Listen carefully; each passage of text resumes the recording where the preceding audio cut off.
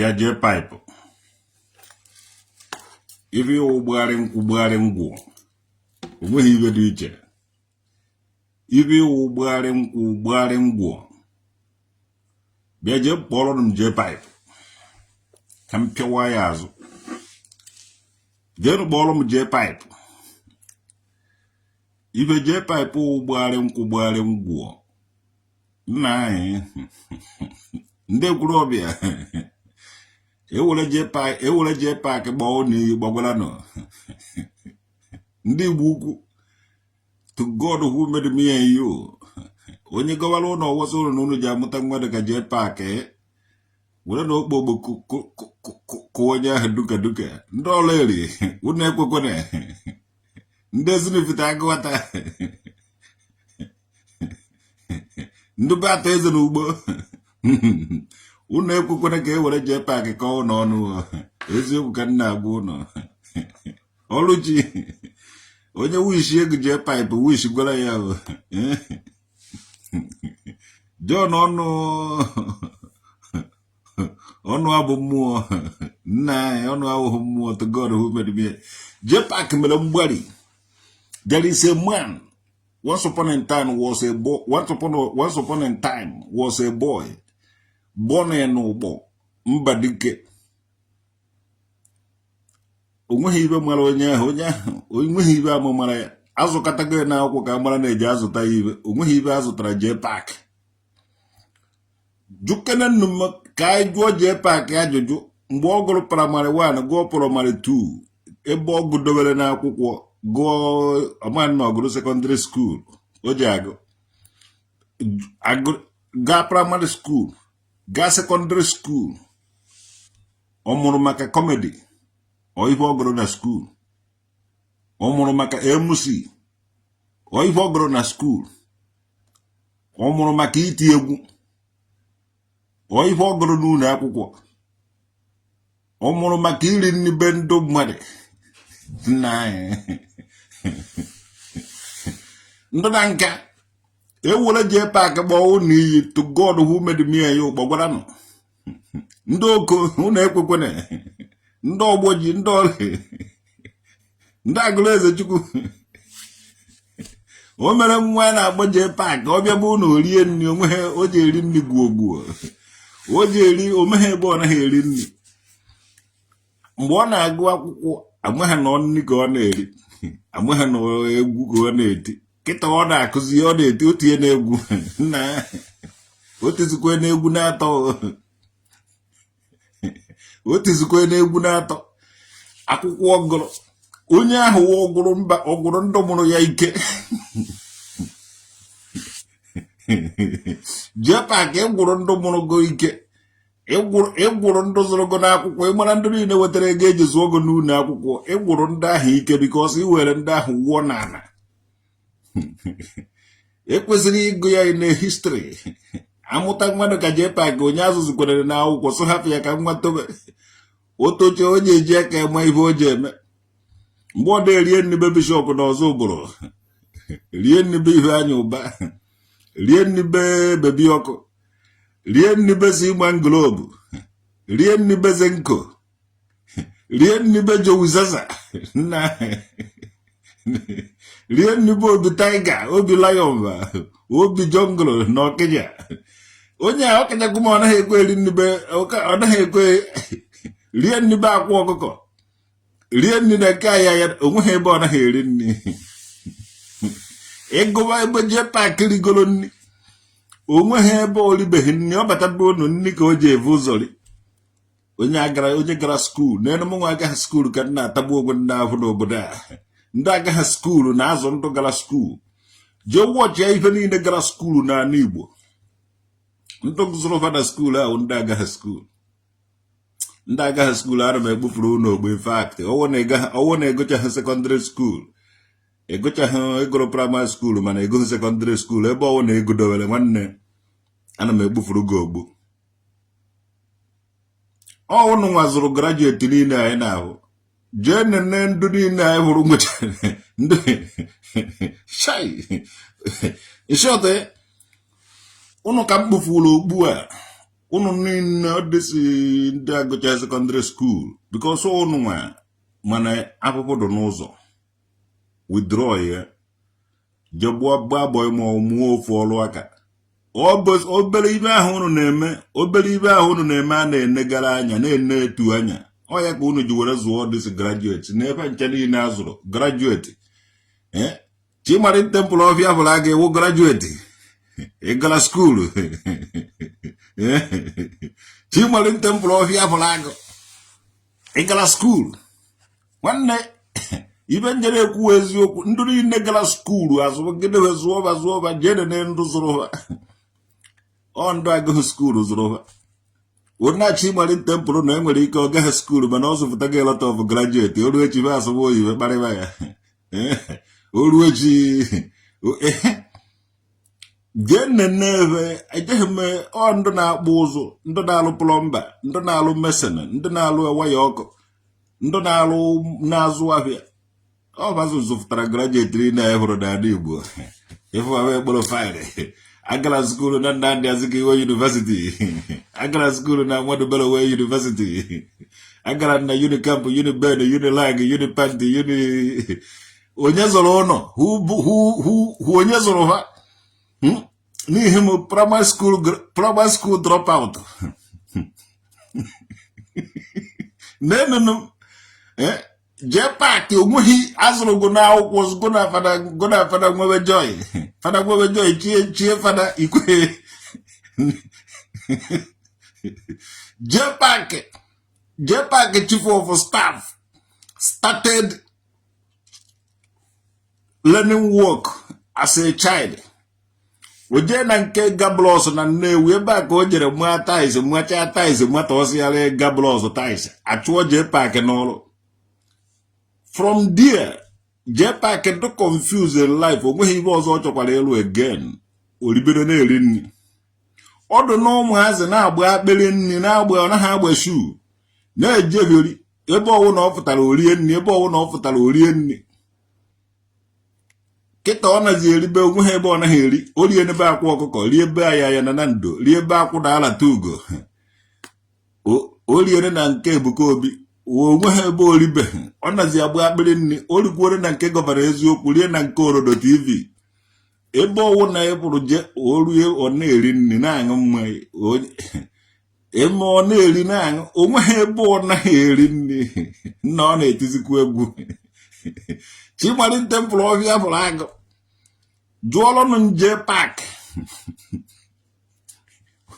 Ogara School of Egwu Fela Kuti Fela na-eti egwu gara School of Egwu na London Fela Apple na-eti egwu Ogara School of Egwu o nwere the knowledge of egwu a na-apịara ejita ya ọ na-adịghị ama jijijiji o were nwa ya ọkwakọ iche afa nche niile na gia darakwa ebe trumpet na-ebedeten pa la la la La la la pa la la la la la la la la. If we the fellas here vote because onye ha gara school of egwu na enu Jpac obi odakare nwere dị ife ọ na-eme. Some people spend the lifetime in the music life. Music is their life. Jpac enweghị ife with your life. Comedy or your life. MC na your life. Content creator ọkụ onye ji azụ na-edo n'ofe ogine gị na-eti na content ka agbọsịara gị kịta egwu gbamago music industry na-arịgharị ndị na-eti egwu n'azụ amaghị ọdị egwu ị na-eti ọ maka ụsa ebe ka ị na mụtara ọ high life echi enye gị jita ka ị bịa perform na studio ị na-achọ ka agbagharị gị rekọdụ ka ị bụrụ microphone fegharịba ka efere iche na ịkụ egwu na izi echi na-akpọ ọgụ ka ị gbara ibe ahụ ije rekọdụ na studio ka ị bịa kụọ ya live ka ị bịa mee live show ebe ahụ ka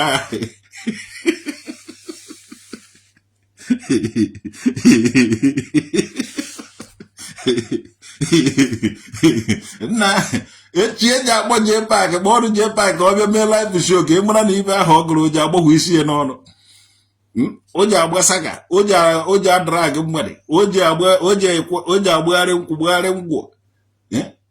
Ọ na kịta asaidịrị Maria Mashe maka ọ dụrụ ọdụ ka ike dị ebe ahụ ka ọ gbaba, ọ na-achọ kọntakt.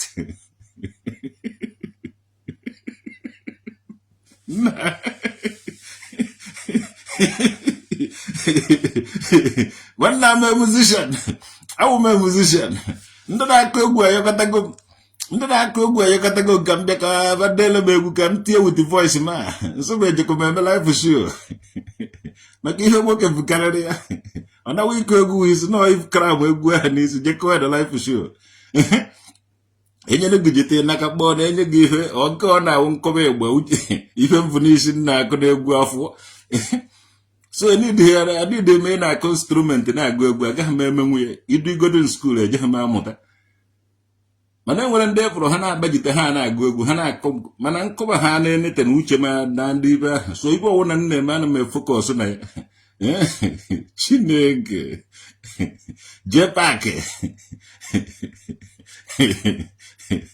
Jpac nwoke ụgbọ. The time you have spent in Zoboro, ebe na-agba akpịrị nne, ọ karịa the time ị na-spend n'ụgbọ ebe nna gị ebe a mụrụ gị. The time ị na-spend na-agbagharị ka mkpụrụ ama ịgbara jee na Lagos, ịgbara jee ebe a na-agbagharị na-ebi n'enu a na be ndụ ọzọ. Ọ karịgo the time ị na-spend n'ụkpọ be nna gị ịnọkwa na Nigeria. Jpac gbagharị n'nkwụ nọ n'ọwụrụ nkwụ ka ị na-agbagharị gbaghara nkwụ, ọwụrụ ngwọ ka ị na-agbara ije na-awụ gbagharị ngwọ maka ibe iwu nke ikpeazụ a. Ebe ọwụ na ehụrụ ije esi gbata ego itinye ebe ahụ, ebe ọwụ na ehụrụ ije esi gbata ego itinye ebe ahụ. Ị na-emekwa na ije esi ebe ahụ isi were jee sikwa ebe ahụ na ka iji awụ ije adarikọ n'enu. Jpac, when we are you, when men, we are men. Ị na-agba saga oge echi okeke njeka jidere ka ọ kụrụ isi ehi ije mkpụrụ n'azụ Maria Mashe. Ị kara ije n'ụsọ oge echi ọgụ. Ị nụsa ha oge echi ọgụ, oge echi dọgụ vam n'ihi nwaanyị tiri ụmụ nwoke ibe kọsasịa ụmụ nwoke.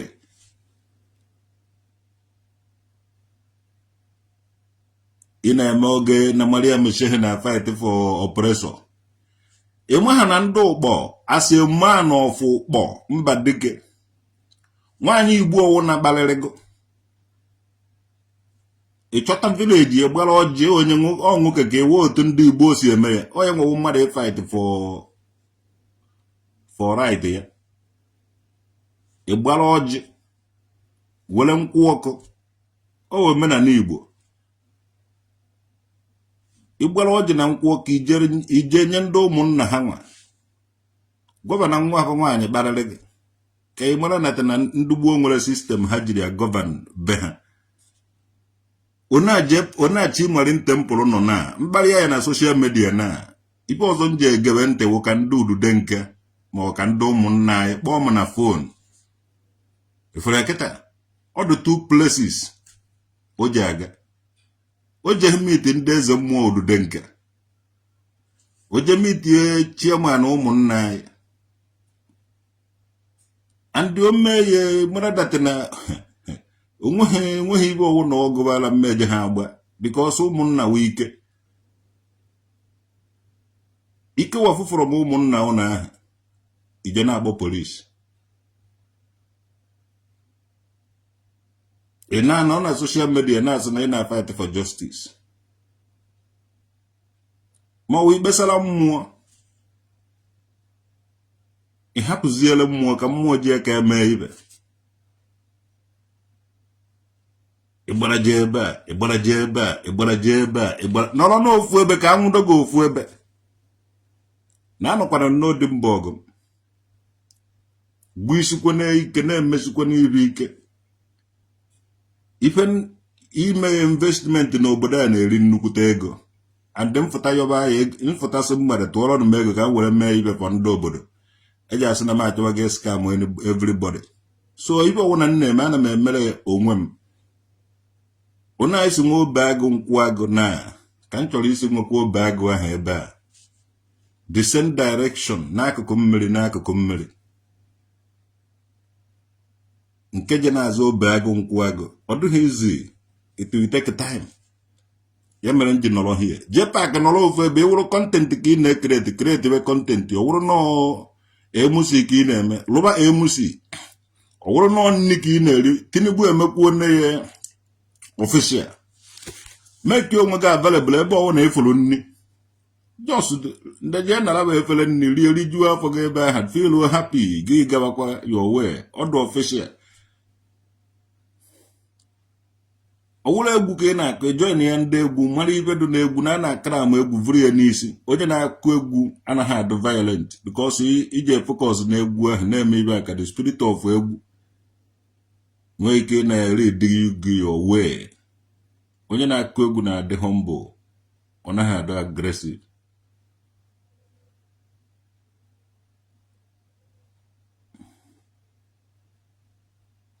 Ị na-eto Maria Mashehu na o jere kpọrọ oge eji polisi.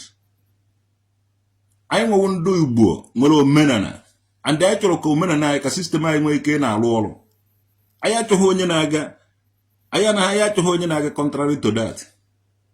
Okwu Ogechi agaghị ebido o kwesịghị ibi na Abuja o bigoro na Abuja mmụọ be anyị ga na-ewe iwe because unu ferebe aka n'ihu mgbe ndị eze mmụọ ga-ebido speak ebe okwu Ogechi kwesịrị ibi na sistem ndị gboo dobere anyị. Onweghị ibe amaghị otu esi eme ọwụ ha data na social media pụtara onye ọwụ na makapụta na social media na-eme ibe na social media. Ị nweghị ike ịbụ ka m kpọrọ anybody police mana ịkpọrọ m police ma abịagizara ọnụ m ebe ahụ mana ọwụ ha ebe ahụ ka o ji ebi because anyị nwere identity. Ọ gakwana ha efu amadị agakwana ha ele nke ya tọkọbọ. Ọ nna m mụrụ m nna Chimari Temple mụrụ ya ya mere o ji awụ ime ọgọdọrọgo ebe ahụ ime ogbe gị dị ya omenala anyị ka ọwụ. Anyị chọrọ ka that one na-arụ ọrụ ka aha ndị nna nna anyị dowere ka e respect ya. Mmadụ kparịa ma na social media nteke dị okwu serious unu ga-afụ ụdịrị okwu ji esi ọ gaghị ebe na social media.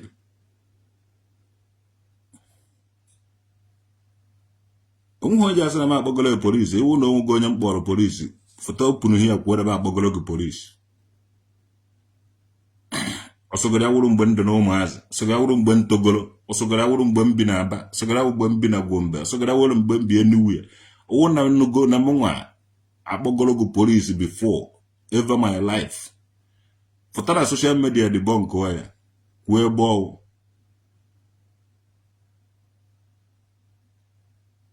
Enweghị m ike ịkpọrọ gị enweghị m ike.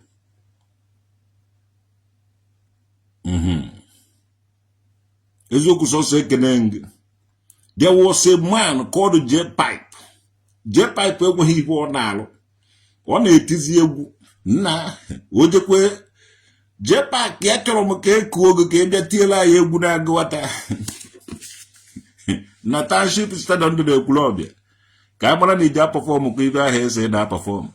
Chere ịkụ egwu dị izi ichere ịkụ egwu dị ofele ka ọ na ebere eme ichere forcing Jpac ka ọ na-efọs ya onwe gị lekọta ya dakpuo na ngada ụmụ nwaanyị ị na-asọpọtụ ụmụ nwaanyị ka ha jee gbugbo onwe ha na Nigerian system.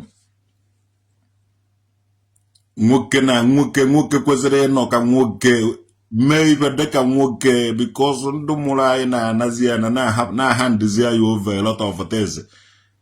So enye gị nke gị were nke gị gbajie na-akpọ polisi. Jpac bọsụ iji akpọrọ m polisi ka iji ọkwa asị gị gbakọ polisi egere na-agba ọsọ. Unu na-achọ ibe bọsụ unu ji apụ ibe ahụ unu na-achọ ya. God who made me and you.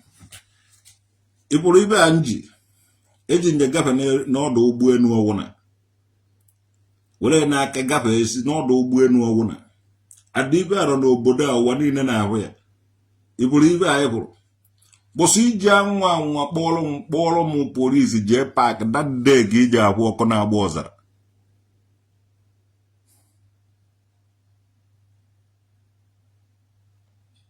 Yes. Ọ bụghị onye ọwụna ka unu jekwana anọkọta kpọrọ polisi. A na-eme polisi. British wetara unu ibe unu ji egbuchasị onwe unu. Ever since then na Igbo lumen otu ahụ onye ma kpọrọ ya ibe onye ma kpọrọ ya eke. Ọ startịrị mgbe a na-ele ohu. A na-akpụje ndị nna nna ya alọchukwu. Ha na-eje di ya na-ele ha a na-atịkọ ha n'ụgbọ mmiri na-ele ha n'ohu. Na-agwa anyị na ba amụgo mgbe ahụ social media adịbeghị. Many things these people megara with here deceive a lot of people. Today na Igbo police wo good things ka o to nwa. Ina akpọrọ onye Igbo police ndị Igbo ndị ọzọ na-ene gị anya. Ina ekpe onye Igbo ikpe ndị Igbo ndị ọzọ na-ene gị anya. Many ndị Igbo ga-afụ oge echi na Maria Meshehu ha ga-ene ya anya mana ha agaghị ekwu okwu. Bete na ha ekwu okwu awụhụ ndatana na ha afụghị ya. Or react in their body. For how long kono gana persecute umunne ono? For how long? For how long? Many people are banqueting. And I took a redemption song. Kajine de nyara wona na ame police. That na aga emezi exist. Onwere oge ihe je ruo ihe aga emezi exist. And one go and globalization. Global warming or here no globalization. G20 or G21. By a demonstration about here in Hamburg about the G20 or G21. The meaning when they carry Africa along. And they all know I can carry along in the system. Oga had the no easy. Oga had the easy. Yes, I got carry on along because one has catagono one in.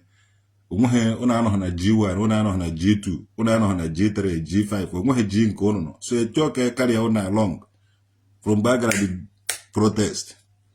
So no ihe oge eluru. Enye go na NIN, nyo no number, nyo na everything. Obere oge unu ga-ebere na-use gas card ka ndị obodo oyibo. Unu ga na-use ọdịga card ya gas. Emego economy, emego ihe ndị ihe na-ekwe cashless society. Anaghị enyezi unu ego like that. A na-transfer ego unu amụọ na that one mụta. Ọ dụghị izi ekwe unu n'ọka ndị a ga-akweliri unu n'ọkụ. So things na-echange. Ihe unu na-eme agaghị emekwa exist. Mark ya no my word. Because oge amụrụ anyị nwa aka na-eyuzu uri ọkụ na-eyuzu mpanaka. A na-ebigasị n'unu aja. Mana ebe kịta ifu na unu aja adụzighị unu aja ji nwayọọ narie.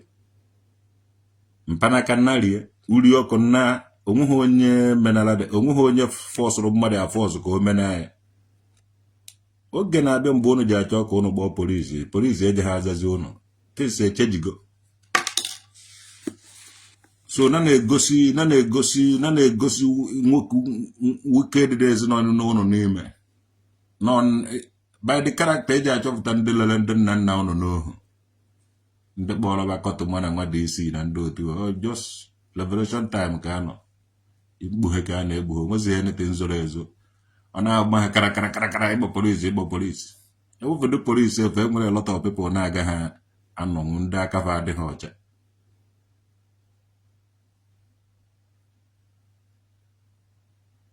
Ọ polisi ka ejiri dethrone Obi Okori. Polisi ka ejiri dethrone Ezenri. Polisi ka ejiri dethrone a lot of the kingdoms niile dethrone. All the kingdoms disappears. Mana nkịta onye ọbụla na-defend all those states. It is called paradigm shift. Agakwara no ma akwụkwọ ihe ngoro paraparesis. Ihe mma n'ọndụ agụghị akwụkwọ. Zụfụtara graduates. Bara graduates onwezi ibe chọrọ ịzụfụta. Ịkọ ibe akọghụ. Ndị nna nna anyị kọkata ibe lụgide ọrụ ike ọgbụgbụ gbaji isi chebe onye ka ba ji eyi uzu mkpọ. Now ba azụfụtachago graduates chere graduate ya niile ji emebe ọfụma. Onweghị onye kwere emebe ọfụma. Jpac na-agụ egwu. Ọ nọ ojeribe nri na nke ndị mmadụ.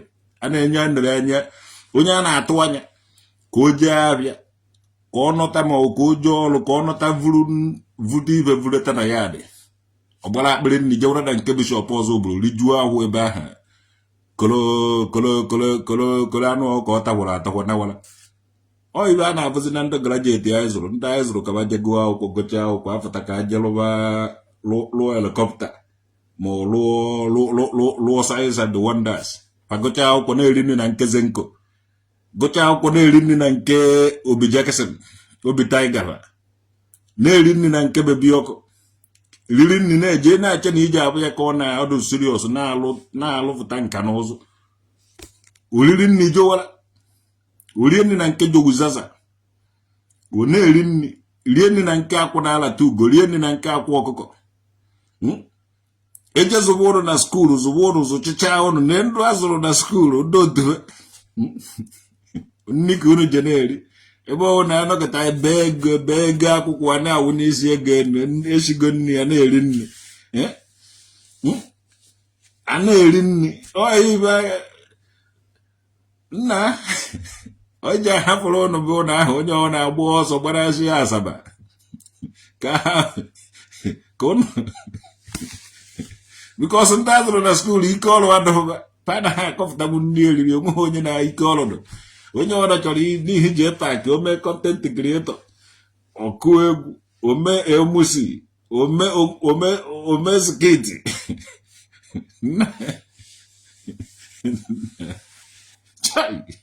ike gwụrụ hunata na isi unu ka mkpere unu ekpere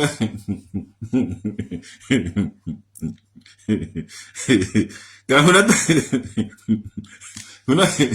hunata na isi unu ka mkpere unu ekpere because ife unu na-eme to God who made me and you anaghị eme ite.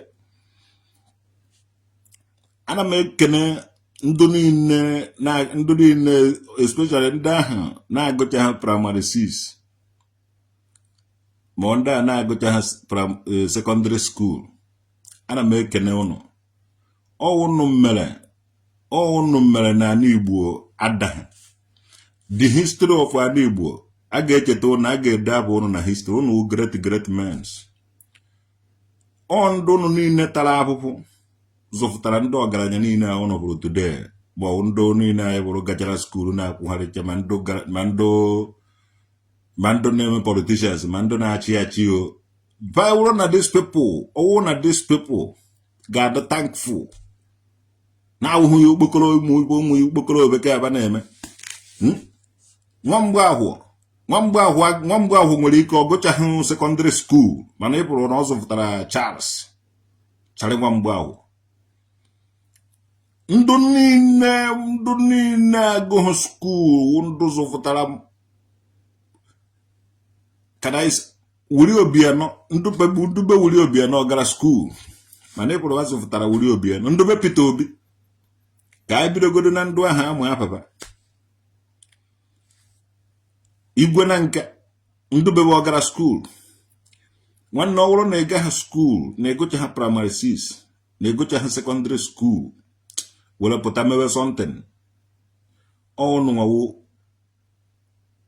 nwawo the great men enwere n'ala Igbo ndị mụnwa ji ede history unu m ga-ede ya unu na great names unu niile dịcha great mana ndị azụfụtaziri onweghị onye mana a na-akọ ibe onweghị onye mana a na-ete nkwụ onweghị onye mana ngwọwa ibe onweghị onye mazi anything na-eje pak n'ihe akpakara dị ngwom isi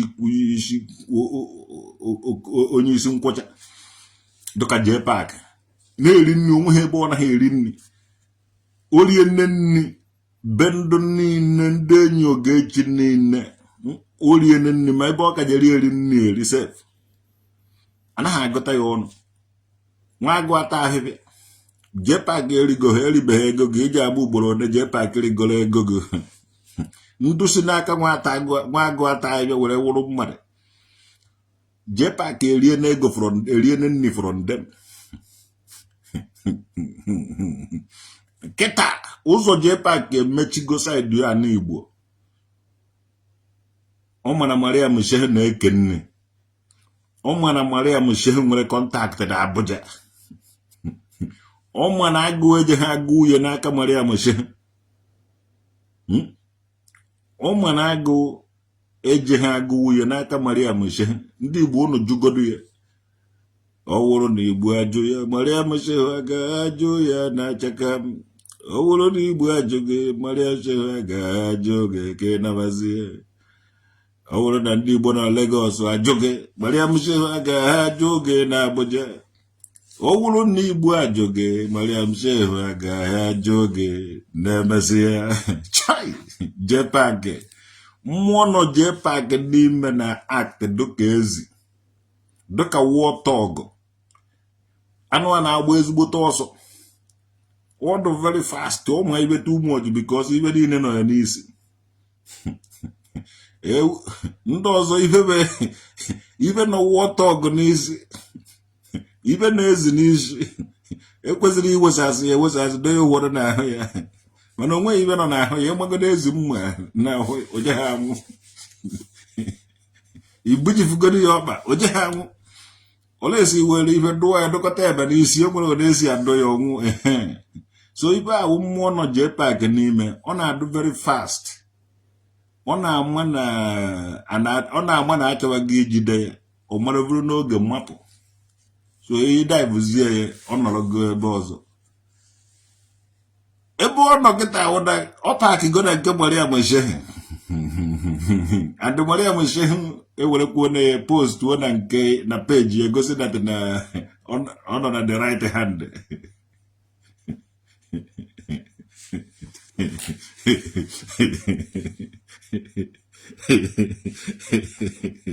Oge miki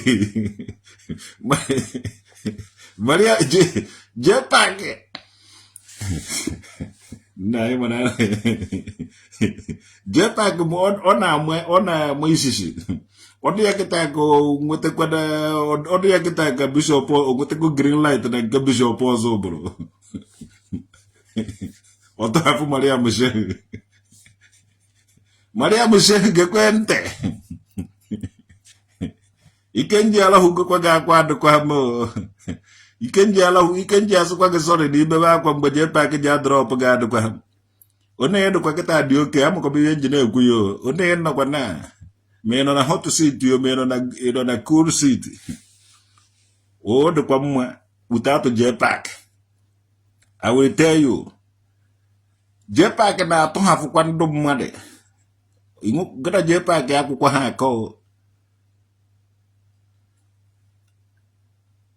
Aya ya na ndụ. Ezigbote ya ọkwụ aka Jpac. Mgbe akwụ na alata ugo. Ezigbote ọkwụ aka Jpac mgbe ndị gasị ya akwa ọkụkọ. Ezigbote ọkwụ aka Jpac. Akwa ọkụkọ ịgba na Jpac ejizighị ike ekwu maka akwa ọkụkọ na. Ebuka Obi. Ezigbote ọkwụ aka Jpac. Jpac ji because of Ebuka Obi hụọ m ka onugwu. Mebisiela m ife niile. Mana ị mara m nwa na-akpọrọ mmadụ polisi nke nji eje kọt nke nji eje. Na emebichaala m ihe nnechakwuo detede anya kama nji ebebe akwa. Achịa m ọchị. Hala unu jewara hatago. Jpac. A lot of people who 5 and 6 Jpac. And if you go and check the history, if you go to Jpac, is well drop to all those people. My governor Ezioku, 5 and 6 Jpac. Yala Jpac is so Ghana. No Bantu village. Bantu village. Ghana osisi na nga. Yana ha boss ogadia. Ha bo kadekwa na mmas to luku ugbu a. I don't know. So Jpac awụkwa onye ga-rely on. Amụkwa ihe njin akwuo Ikenji alavukwa Ikenji asị ga ebekwa na akwa ebezi na akwa ma ebekwa na akwa adịkwa ha mo ifo na inde anya na ifo na chief na akazi nka Ike nazire n'ụlọ nwa wo ụmụaka Ike nazire n'ụlọ nwa wo ụmụazị no ya advice ka anyị gada enye ụnụ the advice nwere inye nwanne nwaanyị ka m ga-inye kwa ngo ọkakọ mma agwọ bata Jpac bata hafụ agwọ ha ya ezi agwọ no ọkụkọ agwọ agaghị edo mmadụ agwọ bata benye Jpac bata benye mepere agwọ ụzọ ya mara ngada ya ma ya ga-abịa gburu ino eziokwu sọsọ he's the one corrupting Jpac, but Jpac is not a small boy. So what's my own? Okay. Okay, kwa agwọ bata benye nke na agwọ nke na Jpac. Hapụkwa agwọ ka agwọ chọọ ofu kọna ba na agwọ the peace. Tụtụrụ Jpac. Mee ibe sonto mere ọgọkwi. Sonto ejighị anya anụ maka ọgọkwi na Ijere was Jpac friend. A lot of them. Jpac wa gana tota echi gana yese amụkwa m ibe engineer kwuo.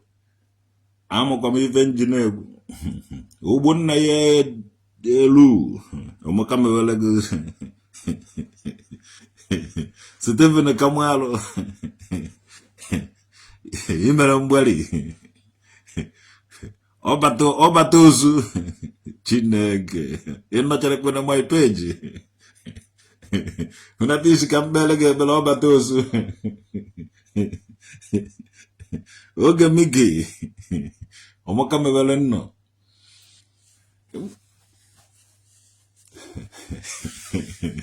Ezobi was Jpac friend. When Ezobi was dash ACM, Ezobi was Jpac friend. Una de hialam. Mungu kukwe na myo nodo. Jpac ukwa jiden kiteji hobure. Jpac ukwa bware mgwa. Kranu ugochi. Hey, enyi mwani. Jpac ụkwụ gbagharị onye ọwụna Jpac batara be ya agwọ bata be onye ahụ hafụkwa na agwọ nwere ike wụrụ agwọ traditional brigade mana Jpac the Jpac you know is not a Jpac you will know again. Dim chikanso David ọgbaka mewere ụnụ ọ bụ nna emezala uno precious chilega ubunna ya elu Prince Everestus omaka mewele uno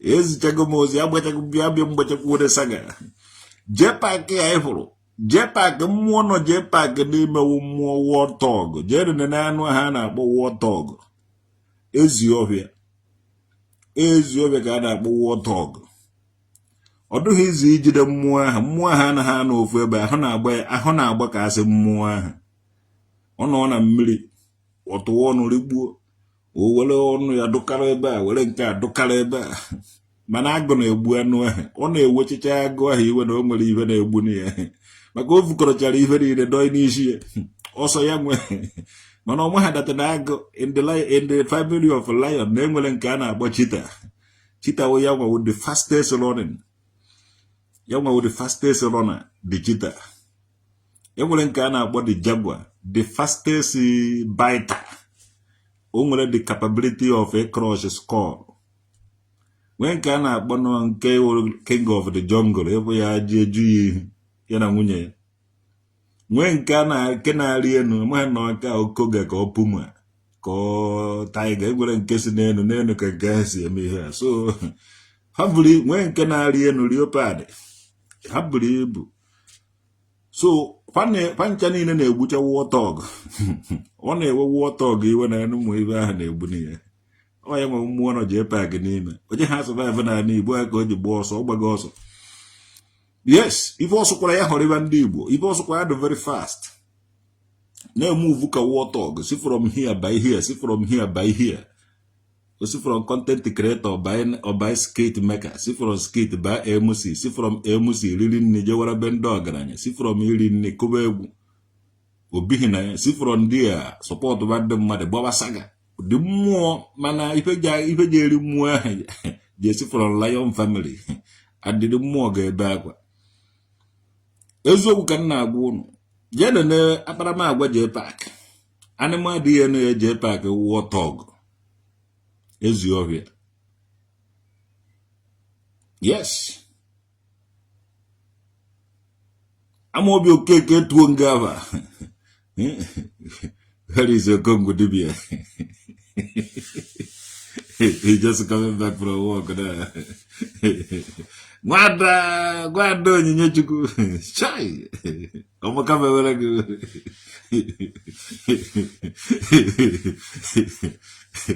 Jpac. Chidike.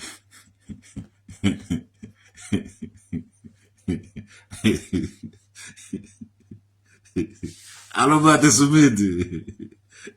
You're watching. I'm over here. Christian Ugochuku. Oh, Muma. Oh, Batosu. Jpac is not there, Zion. Okay. Zion.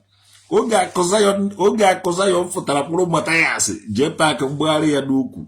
Jpac onyo one not natural time. Jpac get support where.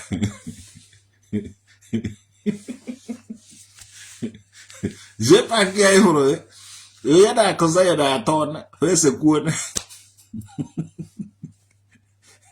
Yada good logo yada padlogo Jonathan Atogo. What can you get no here?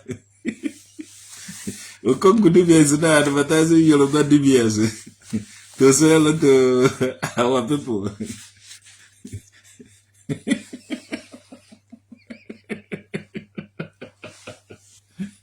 Congo DBS Jpac.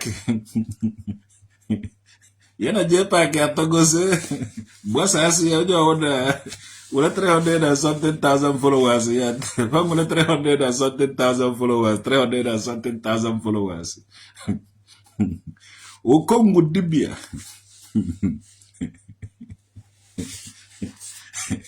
O Congo Dibia na alusi call you. People don't fake Dibia no, but I need who I could.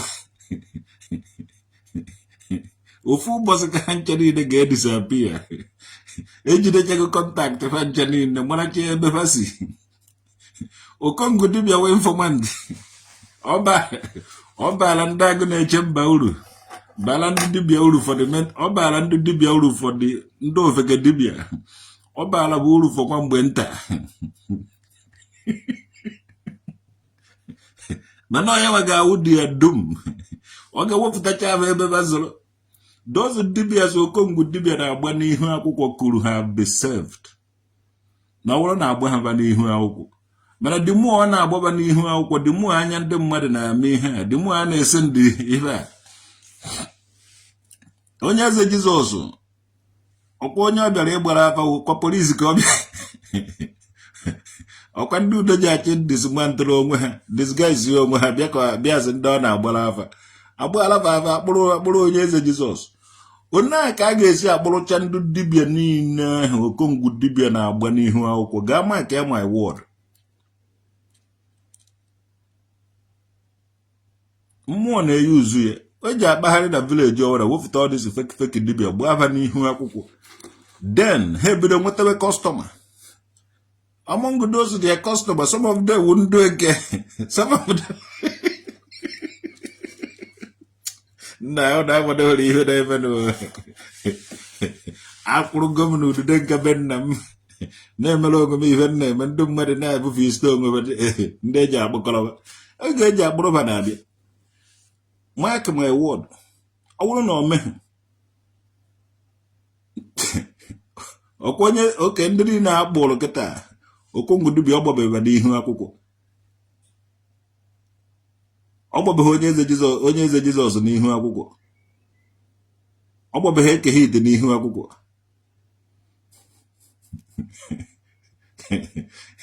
a lot of can ego something. Most of ndị dibia niile ahụ okongwu dibia gbara n'ihu akwụkwọ akpụkọrọchakwa anaba akpụrụchago ha ime onwe gị available akpụrụ gị ime onwe gị available akpụrụ gị akpụrụ godos oke ọgọdọ ma alụsị ma akwara na nke agbara ya n'ihu akwụkwọ mana akpụrụ go ya ịma na a na-akpụrụ ọtụtụ ndị dibia n'ọzọ mgbe onye ahụ jere ụka so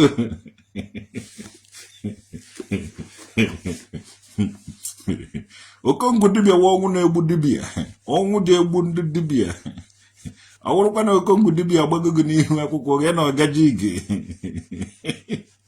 eji akpọrọ gị mgbe in the due time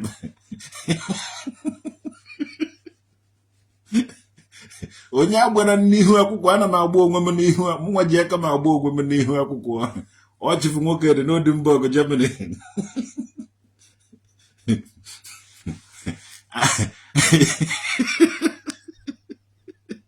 okongwu dibia exposes them for Soludo to catch them so his point and the see o nwere point ihe a na-eme na ọ na-eme ọdọsụ fake dibia as expose ha pụtakwara chere ha na-eme ihe onye nọbe ya ọma ihe social media okongwu dibia abịagwa ya na o ji eme nke foto ozugbo na-akọ na ọ emecha eti nọmba ya ndị mmadụ ejebe among ndị ahụ na-eje ka o je gwụọrọ ha ọgwụ some of them ndị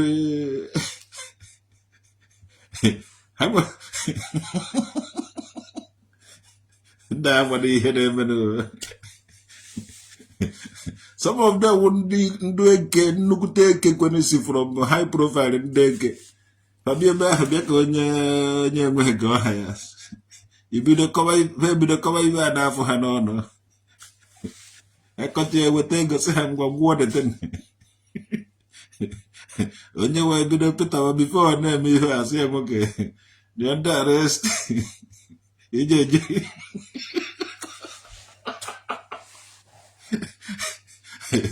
ọ chezie ka ọ wụwa aja asị if you gbuo anakịta akụji if you make it akụọ gị n'ọkpa onye aka esi nwụrụ onye eze Jizọs onye aka esi nwụrụ nke hit ime onye esi nwụrụ akwa so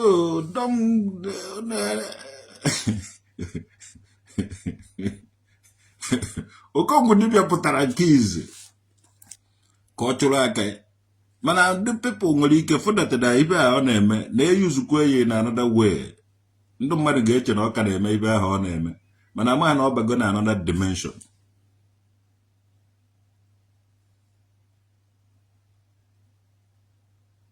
ọ ga-eme ka e were mara ndị wụ ndị dibia na ndị wụ ndị akpakara dị ngwom ka e were mara ndị dị nwere mmụọ na-eme ihe mmụọ a ga-etest gị many different ways only your faith sọsọ okwukwe gị ihe ga-azọpụta gị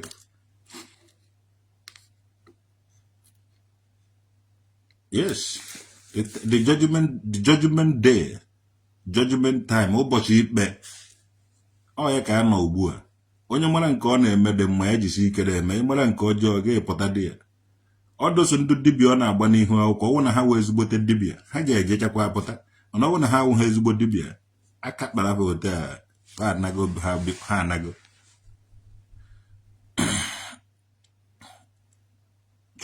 chukwu masị ọrụ udo many people na-achụ ndị dibia dị otu ahụ ha agaghị against ya omenala na ọdịnala anyị ha na-ekwu na omenala anyị dị good na-ekwu na omenala Igbo dị good soro kwere na-eme ya na-ekwu the real one ịgwọ ọgwụ ahụhụ ihe a so onye okongwu dibia na ọ na-ahọcha ata na ọka ezigbote dibia ma ibe ọ na-eme ka ihe ọ na-apụtara social media eme advertisement ọ pụtago na social media ị ga na-ese ka ọ na-alụ ọrụ ya aha dubizi na-alụ ọrụ ya aha O wee pụta wete mgbọdụ wete nke a sị na o mee nke ọ wụrụ omenala. Ị gaghị afọ ọsọ ya afọ ọsọ tere o testi ha ya. So Okongu dibia ọ na-arụsi ọrụ ya ike. Ndị dibia niile ahụ ọ gbara n'ihu akwụkwọ a ga-akpụrụchaba n'ofu n'ofu. Na ọ bụrụ na akpụrụchabeghị ha sef. Igbalịa ma adobago clean. Igbalịa ma na-adozi clean na ọ bụrụ na ị na-eje igbalịa m before. Na kịta ife na everywhere na-adozi clean. Oh, brother Henry Ejike.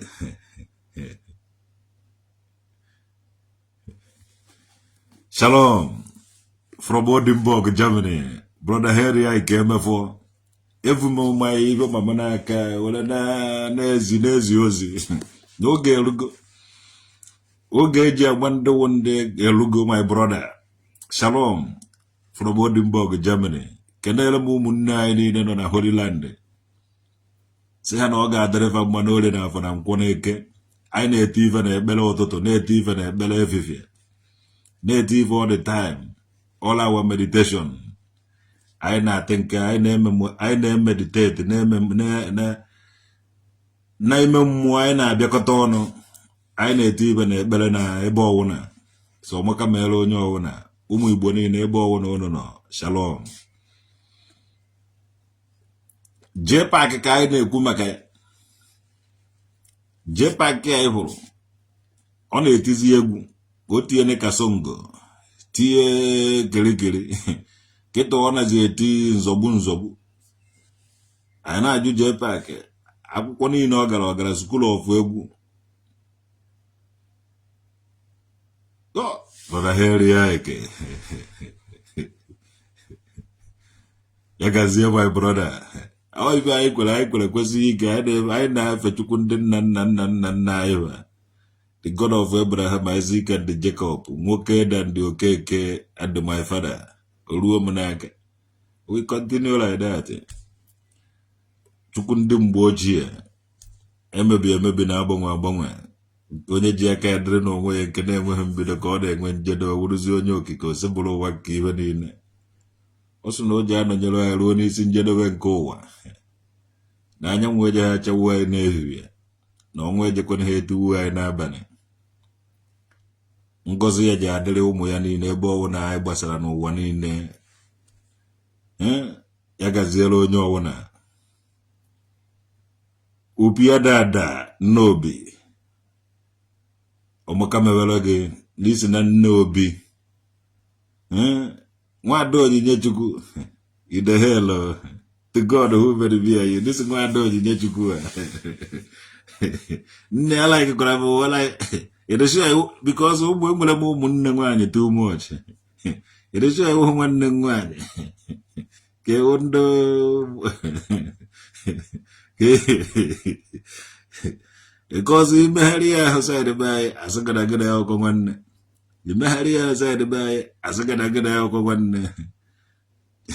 So nwere nwayo kwa panti igwe. Side izu ọhịa. Mmadụ eme nsọ ana. Nwoke dị anọtega aka n'ụwa. Onweghị ebe ijere inweghị ike ịbụ nwoke dị. So nwoke dị wụ nna that is ọgbụtọrọgbụ. O nwere relatives. Ibe amụtara be nwoke dị nnụkwara nwaanyị ebe ọzọ ma ibe amụtara be nwoke dị gara dị ebe ọzọ. Asị na atụghị ka ọ nọ isi ọhịa niile. So mana na nka mena ekwuru ọbịa mana Igbo ukwu. So ebe ọwụna itiri isi asị gị ọkụkọ nne nwoke dị. Egbu ọcha ije na nka. Egbu ọcha wụ onye be nwoke dị. Egbu ọcha nne nwoke dị sikwa be egbu ọcha. Egbu ọcha amụtakwara be nwoke dị mechakwa jekwa nnukwu dị na nka. Musa asịkwa ụmụ ebe niile ụmụ egbu ọcha ebe niile na nka. So history dị too much. egbu oche ọwụda na ba anọkịta na nke isi ọhịa tres bebe egbu oche ahụ onye agbatararị gị be nwoke dị Chineke so ya from Nimo okay gwado onyinye chi from Nimo amatago m don't worry so ana m eyi panti igwe nnọtakwa side na nke nnọrọ side isi ọhịa na nke ekwuru obe side ahụ egberi ahụ niile ana m eyi panti igwe mana ọ bụrụ na njebe side n'Imo njebe side n'Imo eyifunye yiri show me your friend and I will tell you who you are. The fact that the governor there is disappointed in him.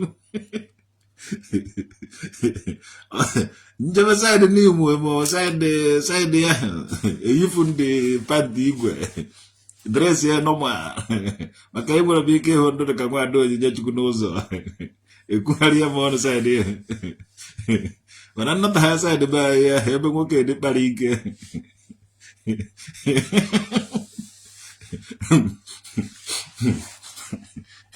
mgbe m na-eto na-agụ primary school ife niile m na agụkọchara primary school to God ihe niile m na-agụkọchara primary school nke ndị nne m ochie Igbo na-asa dị mgbago ọzara isi ọhịa ndị nne m ochie so ebe a ka ndụ mara na enwere ibe nwa DNA nwee nke nwa na-ede na ihe niile ahụ ihe ihe awakọchara m na nkụm evuru n'anya iti isi side ya ụmụ nwaanyị niile m na-azaga skuul ndị ikwu nne m ndị ikwu nne m a na-agba m nwa DNA nwa na-ede ihe a na-agba m n'isi ọhịa nwa DNA nwa na-ede ije na nka nwa DNA nwa na-ede nna ana m ede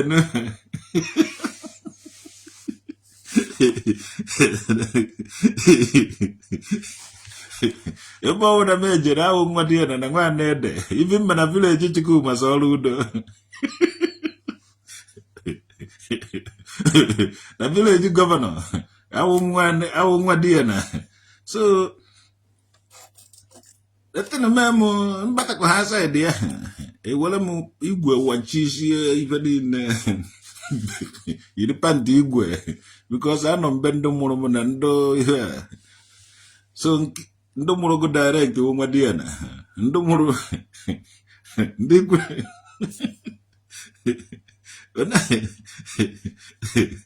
so na ya ngomere ndị ọzọ nọ side ya nwere ike ịnụta nwaanyị side ya bara eje ma anụta nwaanyị dị ya because e related with ha ncha niile so it's very good papa obaino anụtago nwaanyị n'isi ọhịa ọkwa na m abụghị ibe niile m hụrụ mụ na ba relate chara one word the other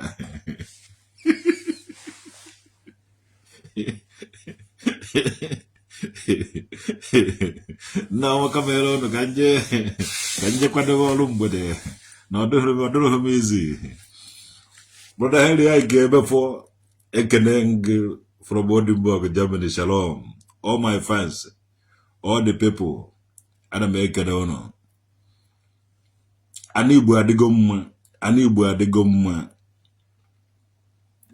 until ndị Igbo na-ebe niile ebido mara data na ha nwawo a nation. Nne ndị na-agụ history ndị Igbo onye ha si ya ama onye anyị ọdụ nka m bịa kọba asịrị kọbara ndị Igbo asịrị ụnụ ụkwanụ big names ụnụ wụ nnukwu mmadụ even ekwesịghịrị ndụ laikiri ndị Igbo enede ka afọ ndị Igbo ka a na-akpọrọ ndị Igbo police. Yes, many people na respect ndị Igbo ndị ọcha ndị Igbo na-akpọrọ isi na sefu ha ka respect unu nwa ndị Igbo and some even ndị ba ga-eji na-ekenesi onwe bụ ike na afọ unu nọ na Google Igbo